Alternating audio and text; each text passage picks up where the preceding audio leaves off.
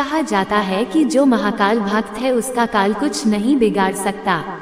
उज्जैनी के श्री महाकालेश्वर ज्योतिर्लिंग भारत में 12 प्रसिद्ध ज्योतिर्लिंगों में से एक है। 12 ज्योतिर्लिंगों में से महाकालेश्वर ज्योतिर्लिंग की गणना तीसरे स्थान पर आती है, किंतु अगर प्रभाव की दृष्टि से देखा जाए तो इसका स्थान प्रथम पर है। ऐसा माना जाता है कि शिव के अनेक रूप हैं। भगवान शिव की आराधना करने से आपके मन की हर मनोकामना पूर्ण हो जाती है। भगवान शिव पूरी पृथ्वी पर अलग अलग स्थानों पर अनेक ज्योतिर्लिंगों के रूप में विराजमान है। मध्य प्रदेश के उज्जैन में पुण्य सलिला क्षिप्रा नदी के तट के निकट भगवान शिव महाकालेश्वर ज्योतिर्लिंग के रूप में विराजमान है। उज्जैन एक बहुत ही प्राचीनतम शहर है और यह राजा विक्रमादित्य के समय में राजधानी हुआ करती थी। उज्जैन को अलग अलग नामों उज्जयिनी, अमरावती, अवंतिका नामों से भी जाना जाता रहा है। पुराणों में इसे 7 मोक्षदायिनी नगरों हरिद्वार, वाराणसी, मथुरा, द्वारका, अयोध्या और कांचीपुरम में से एक माना जाता है। उज्जैन की क्षिप्रा नदी के तट पर सिंहस्थ कुंभ मेला हर 12 वर्ष के उपरांत मनाया जाता है। इस दिन यहाँ एक साथ 10 प्रकार के दुर्लभ योग बने होते हैं, जिसमें आपको वैशाख माह, मेष राशि पर सूर्य, सिंह पर बृहस्पति, स्वाति नक्षत्र, शुक्ल पक्ष, पूर्णिमा आदि सभी चीजें एक साथ देखने को मिल जाएंगी। महाकालेश्वर ज्योतिर्लिंग का अपना एक अलग ही महत्व है। माना जाता है कि महाकालेश्वर ज्योतिर्लिंग पृथ्वी स्थापित एकमात्र दक्षिणमुखी शिवलिंग है। प्राचीन युग में पूरी दुनिया का एक मानक समय माना जाता था, जो कि यही से निर्धारित होता था। ये ज्योतिर्लिंग जहाँ स्थापित है, इसके शिखर से कर्क रेखा होकर गुजरती है।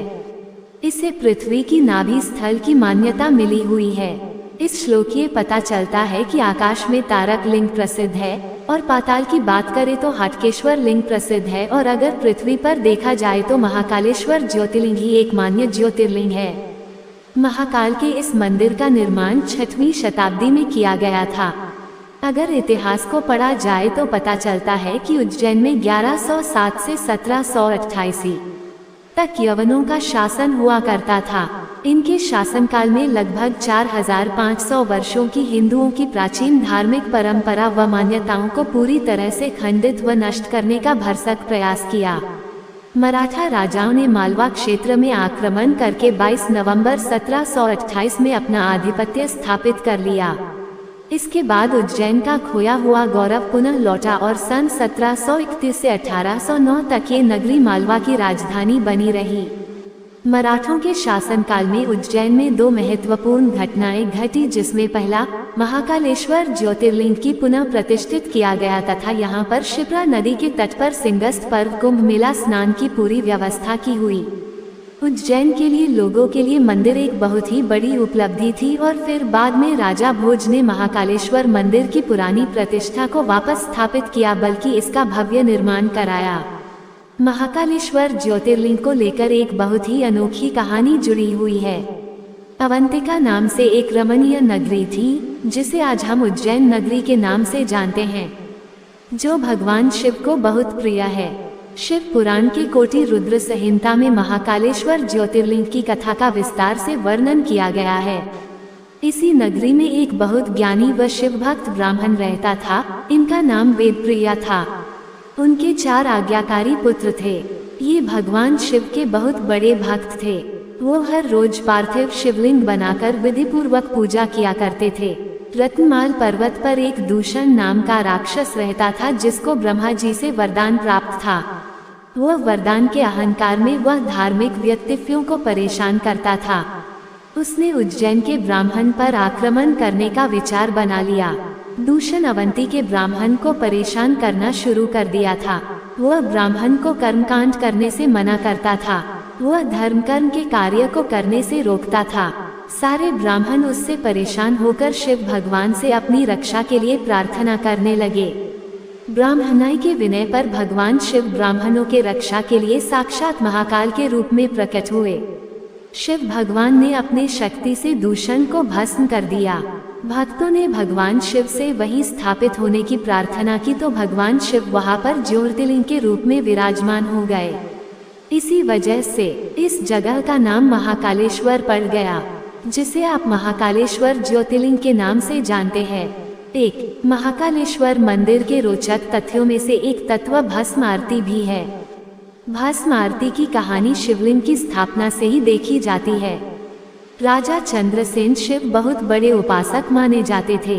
2 प्राचीन समय में शमशान की भस्म से ही श्रृंगार किया जाता था, लेकिन अब कपिला गाय के गोबर, शमी, पीपल के पत्ते, बड़, पलाश, बेर की लकड़ी, अमलतास आदि को जलाकर भस्म तैयार की जाती है, जिसको शास्त्रों में भस्म के समान ही महत्व दिया गया है।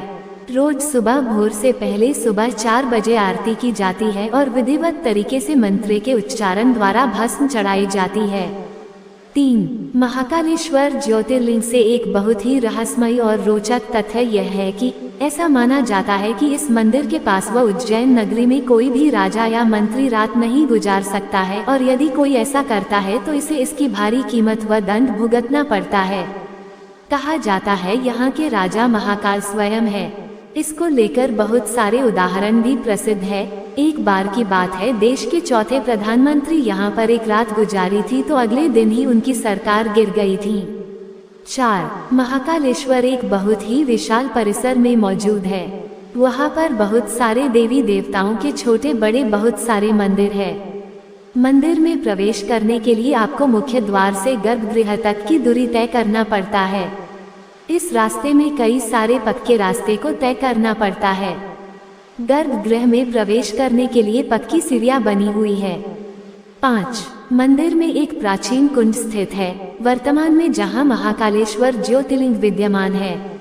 इसमें स्नान करने से आप पाप मुक्त होकर अपने जीवन में होने वाली कठिनाइयों से मुक्ति पा सकते हैं।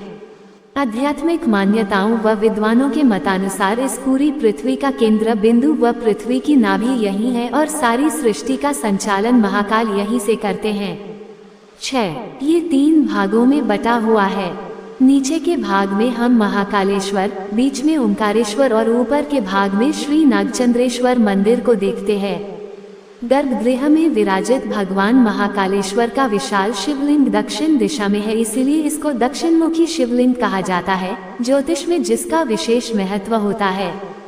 7 गर्भगृह में आप माता पार्वती, भगवान गणेश और कार्तिकेय की मोहक प्रतिमाओं के दर्शन कर सकते हैं। गर्भगृह में नदी दीप स्थापित है जो कि सदैव प्रज्वलित होता रहता है। 8 महाकालेश्वर मंदिर के मुख्य आकर्षण की बात करें तो यहाँ भगवान महाकाल की भस्म आरती, नागचंद्रेश्वर मंदिर, भगवान महाकाल की शाही सवारी प्रसिद्ध है। महाकाल मंदिर में भस्म आरती के लिए पहले से ही बुकिंग करवाना अनिवार्य होता है। उज्जैनी नगरी में हरसिद्धि, कालभैरव, विक्रांत भव के मंदिर स्थापित है।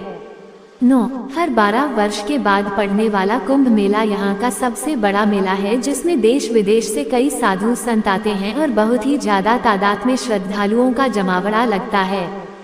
10 महाकालेश्वर उज्जैन के प्राचीन नागेश्वर मंदिर को साल में एक बार ही दर्शन के लिए केवल नागपंचमी के उपलक्ष्य पर श्रद्धालुओं के लिए खोला जाता है।